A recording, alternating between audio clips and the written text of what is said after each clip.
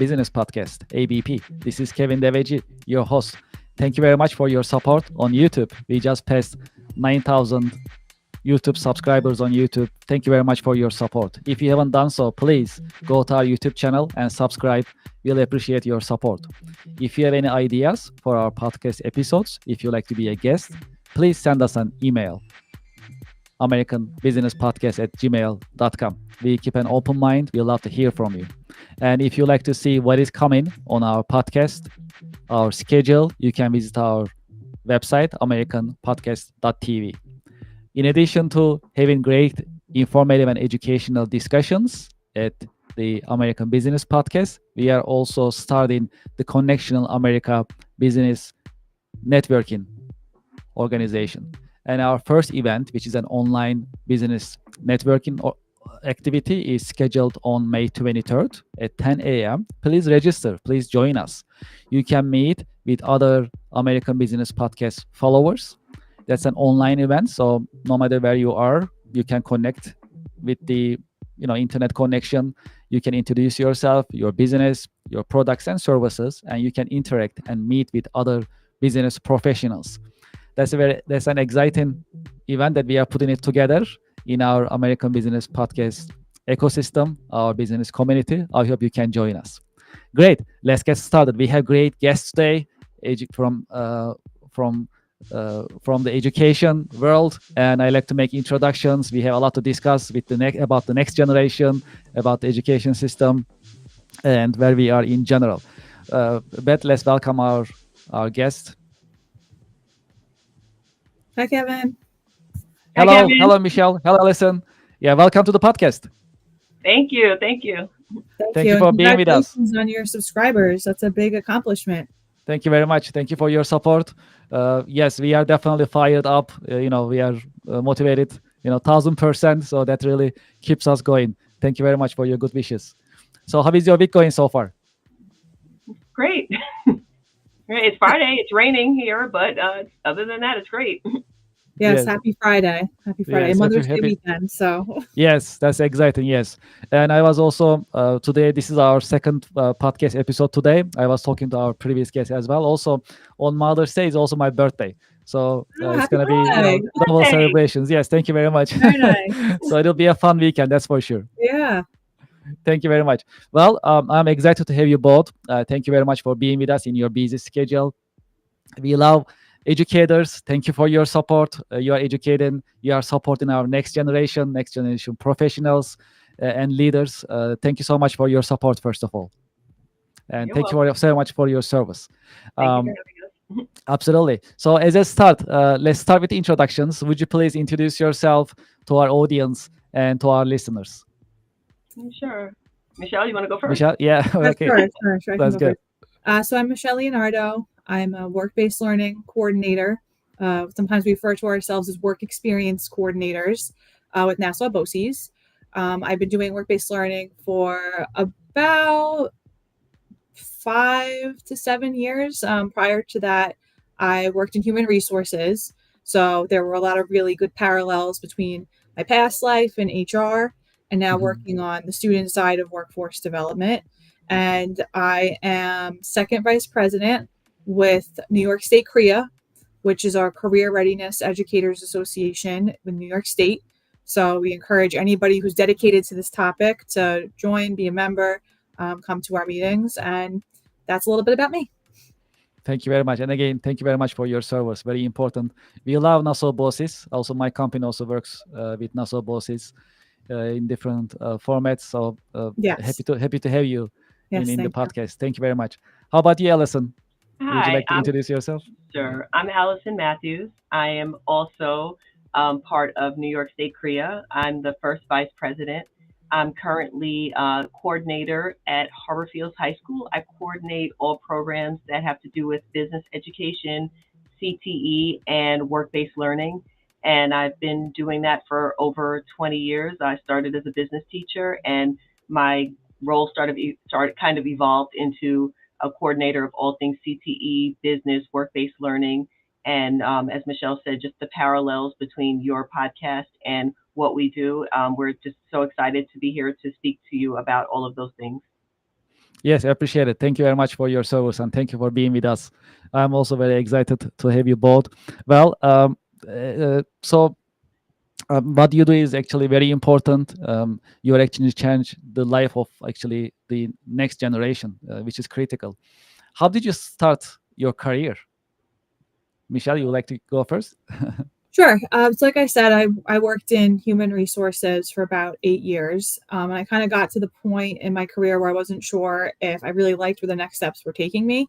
So, my sister is actually a business teacher, and that was what inspired me to look into it and to pursue it because I didn't even realize it was something that I could do and that I had the right background for to go into education. So, I definitely encourage any industry professionals out there if it's something that you're thinking about. It might be easier to switch than you actually think. So don't be discouraged by that. So I pursued business education, and from there too, I was a work-based learning coordinator. And really, I've just kind of evolved throughout work-based learning. It's something that I'm really passionate about, and I really love being a part of our professional organization with New York State as well. How about you, Alison? How did you decide to choose your current career?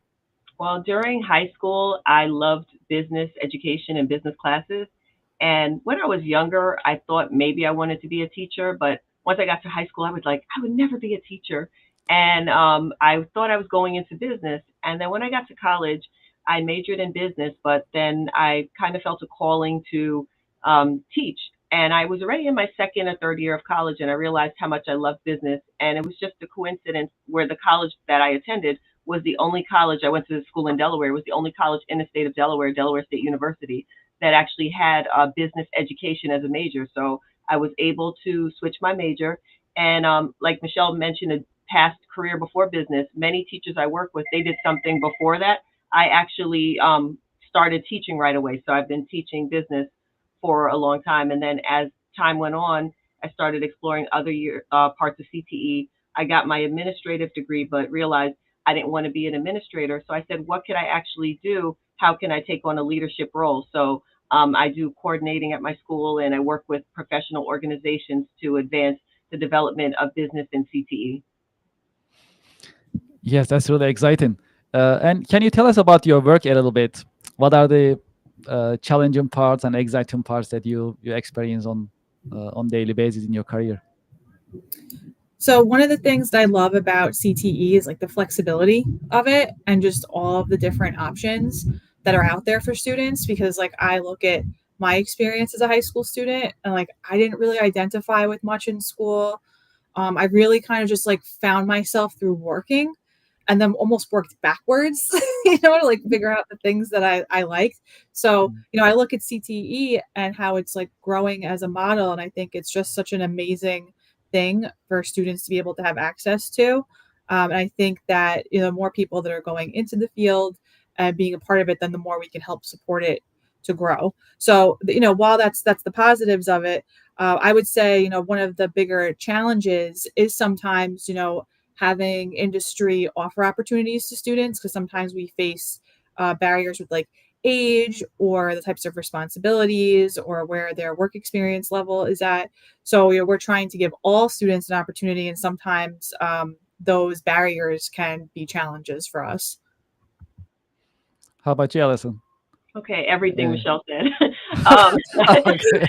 I can add. See, that was easy.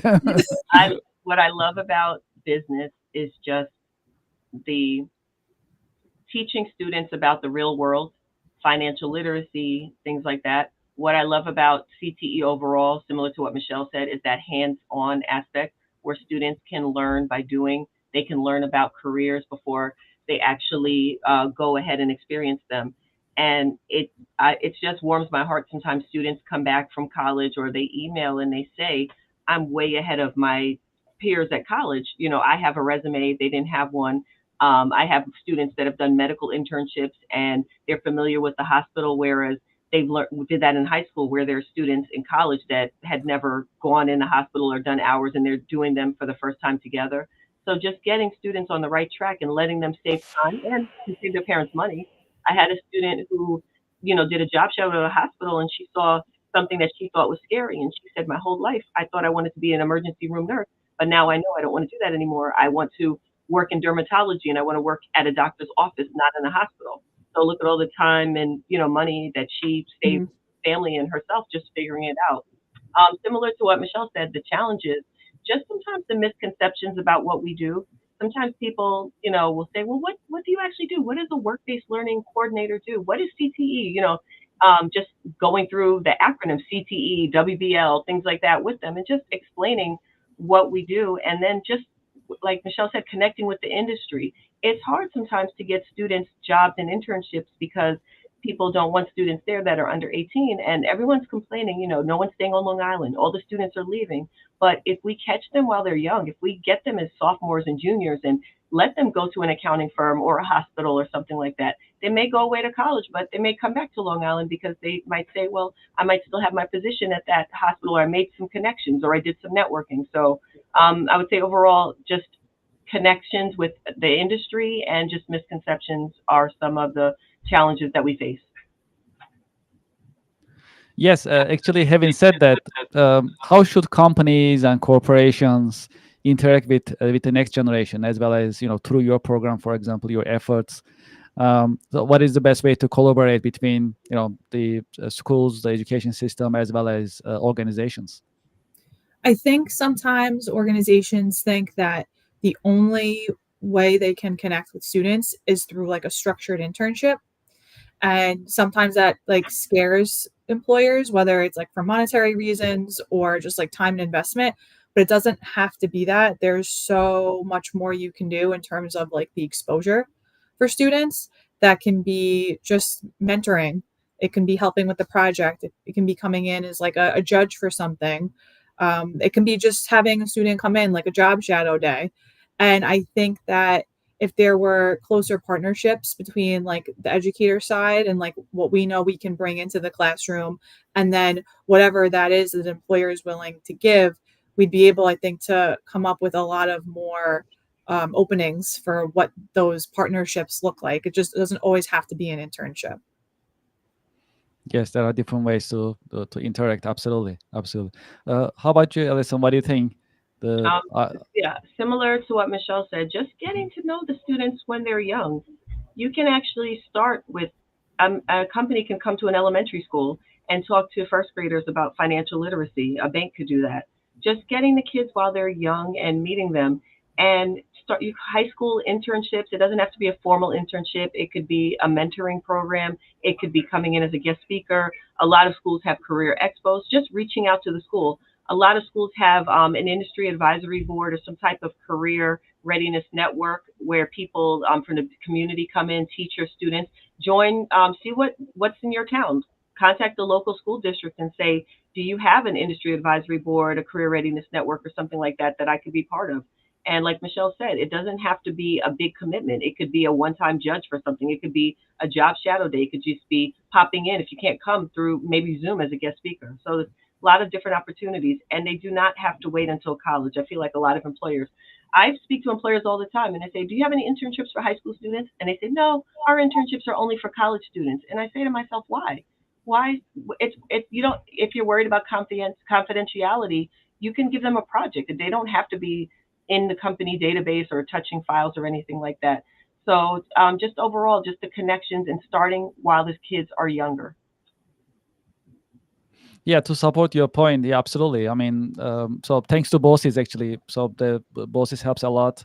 So thanks to bosses, our company, for example, first time we started with the high school students with the internship, that was great. I mean, and also to support your point, and just the part of my experience that I saw in our company by having high school students as interns, for example, you also learn from the next generation. It's not only Yes. us just teaching, and it's not one way. So the next generation coming in, they have ideas, they have great ideas, they have insights, and it's also a good opportunity for us as businesses to learn from them. That's what I learned during that internship. So and you're right, Alison. I think that is that general conception of just starting these activities college forward, but starting with high school just makes sense in terms of meeting with potential future employees, also interacting with the next generation. And I also see it as a service to the community. I mean, eventually, just where you are, you can actually support the next generation with your organization, and that's also a good opportunity for that as well. So absolutely, I think that's very important. Um, so for organizations to interact with you or get in touch with you, what is the best way to communicate or contact you um, to start this type of interactions? It's Um, oh, sorry, go ahead, Allison. well, they can always reach out to our organization, a professional organization, NYS Korea. Hmm. Contact information is on the website. You can also reach out to your local high school if you ever want to reach out to Michelle and I directly. Like I said, she's at Nassau Boasties. I'm at Harbor Fields. You can go to the school website and look for an email or contact information. And we'd be happy to work with you. It is a very small world of coordinators and people that do Hmm. this within schools. So we're very well connected. And if somebody does need support, we can definitely help somebody with that for sure. Yes, absolutely. Definitely, I just want to, put the word out, and that's great. Um, well, so our podcast right now we are in the 10th week. We started on February 28th. So some days you never forget. This is one of those days that I always remember. February 28th is the first podcast that we streamed. So um, well, since then we've been talking about different subjects with business owners, professionals, as well as educators. One of the popular subjects that we have been seeing that we say the statistics from YouTube in terms of the views is AI. So we all use AI in some form. We hear about it, we learn about it, we use it in some form. I like to learn about your viewpoint. What is your take on AI?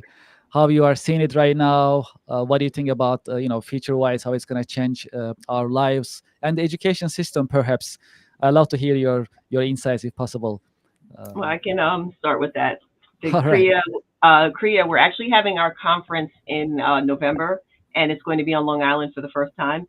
And one of our main topics is going to be AI and how AI impacts CTE and work-based learning.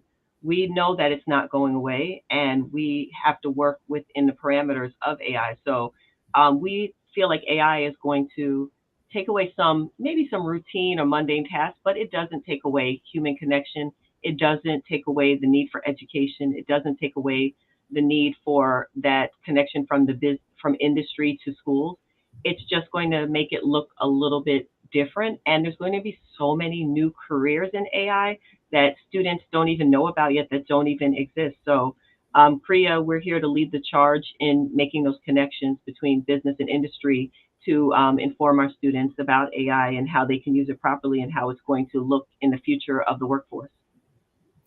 Yeah, and I only see it really as a positive because, Mhm. like Allison said, okay, it takes away some time in certain tasks, but then it opens up time for more in depth tasks. And, I think that it's really more of teaching students how to leverage it, how to use it. And if CTE, we talk so much about how CTE reinforces that hands on work, the critical thinking. Learning how to use AI is the same theme where you're just trying to figure out how to apply it and use it to, your needs and whatever your path is. So I only see it as a positive. Yes, just to support both of your points. So as per like I get different feedback from different guests. So far, but the truth is, just like you mentioned earlier, the human touch, the human connection, it's not gonna go away. That's for sure. So in that sense, it looks like it's gonna make certain things easy for us, and it's gonna stay as a tool. And also, I love also what you also said in terms of it's also bringing new career opportunities. So that's also very very exciting.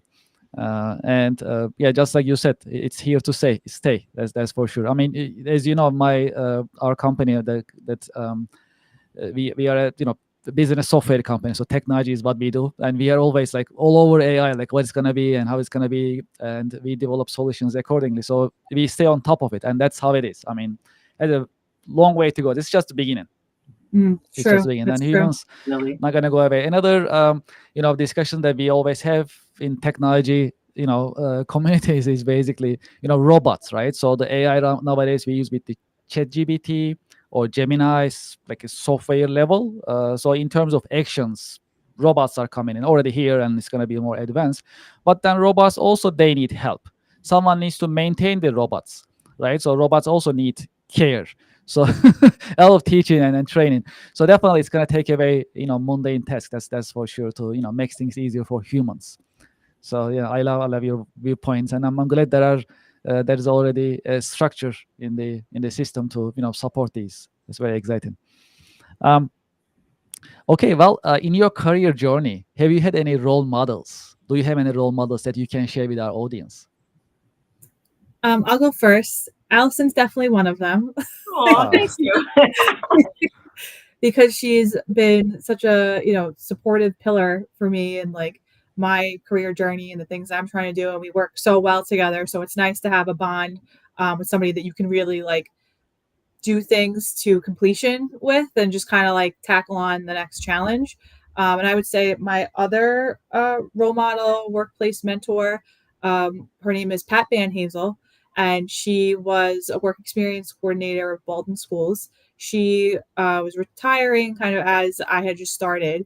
And, her lessons to me are just always in the back of my head, positivity, gratitude, be strong. And those are definitely things that I think about all the time. And I certainly wouldn't be where I am now without either of them.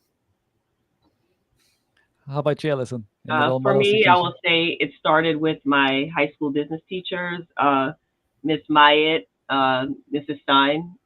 I still am in touch with Miss Stein, so I'm happy to. She's proud of me that I She's followed a in good one too. that I followed in her footsteps.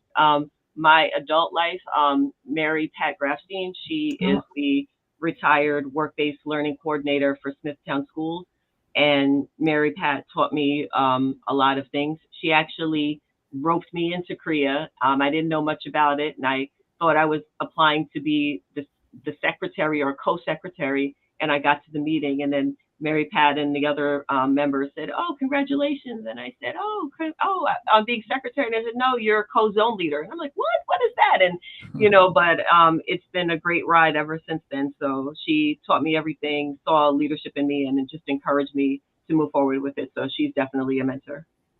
Those are good Yeah, ones. that's great. Let's talk about also some lessons learned in your career journey.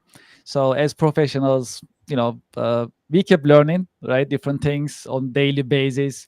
We have a lot of young audience in addition to today's seasoned professionals as well. What to share with our audience? Do you have any lessons learned that you can share with our listeners? Hmm.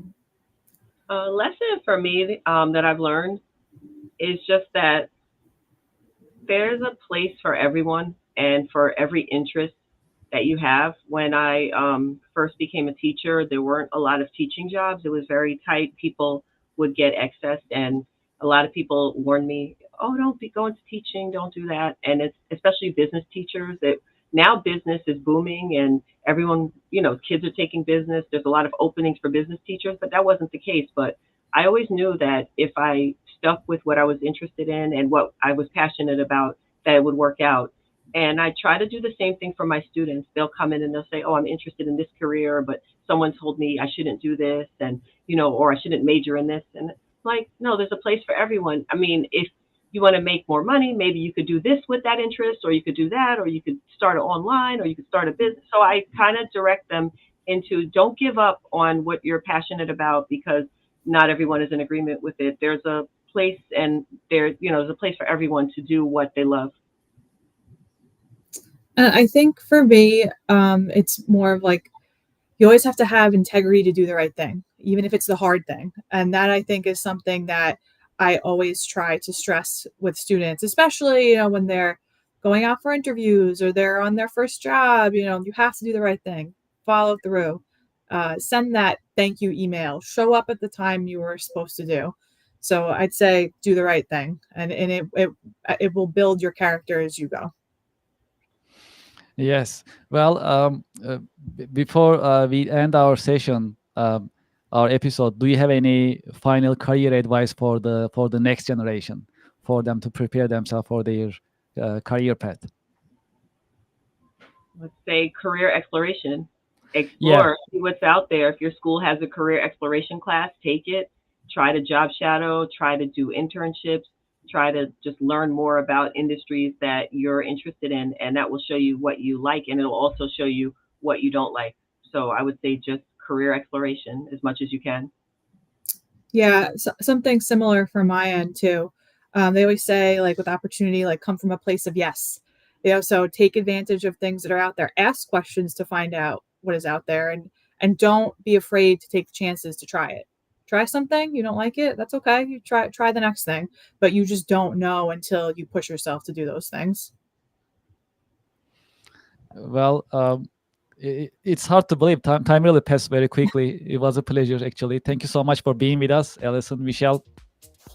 Thank you for sharing your insights, and thank you for your service for our communities and for the next generation. I appreciate it.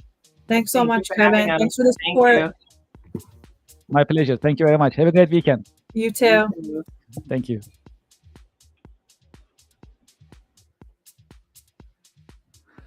Well, to our audience and our listeners, thank you very much for being with us, and thank you for your support on YouTube.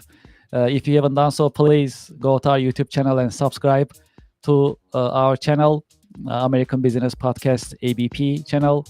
Also, if you have any ideas, if you'd like to be a guest speaker in our podcast sessions, please send us an email, americanbusinesspodcast at gmail.com. Also, if you have any questions about our podcast, if you'd like to see, what is coming in terms of our schedule, you can also visit our website, americanpodcast.tv. There you can see the schedule, coming schedule. So that's gonna be also that's also available on our podcast. And one final note before we end our episode. We have great discussions in our podcast, and we have also great guests, and we keep it informative. We like to also keep it as actionable as possible. That is why we created the Connectional America online business networking events. And the first networking activity is scheduled for May 23rd. It is coming up.